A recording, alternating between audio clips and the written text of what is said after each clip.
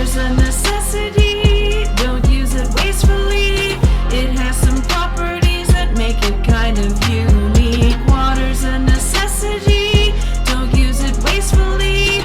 It has some properties that make it kind of unique. Water is a compound that's covalently bonded, which means the atoms are held together by sharing electrons. It has one oxygen and two hydrogen atoms that makes it H2O in chemical jargon. The hydrogens are small, the oxygen is large. Don't forget electrons have a negative charge. They tend to hang out at the oxygen end, making water's charge disproportionate.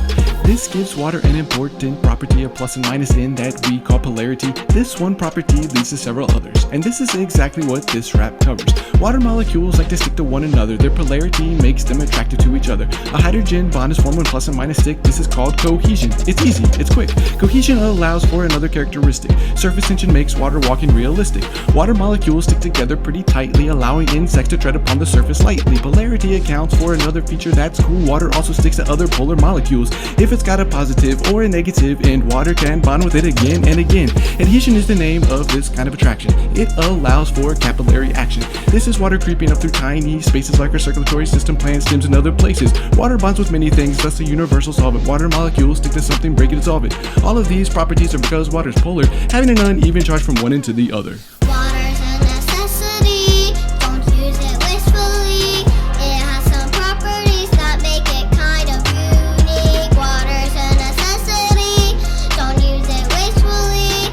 It has some properties that make it kind of unique. Water plays a role in many compounds like acids and bases whenever they're around. If a substance forms hydrogen ions in water, then an acid is a substance that we have to offer. Hydroxide ions are what bases will create when put into water. Just watch and wait. We measure the strength of acids and bases on the pH scale. In most places, the stronger the acid, the lower the pH will be. The stronger the base, the higher the pH will be. The scale goes from 0, that's an acid that is strong, up to 14 for a base that's also strong. 7's in the middle for neutral substances. Purified water is a 7 in most instances. Strong acids are quite dangerous, but so are strong bases. Either one is strong enough to damage people's faces. Substances that resist pH change are known as buffers. When the pH gets too high or low, a body's gonna suffer. Some body parts are basic, some are kind of acidic.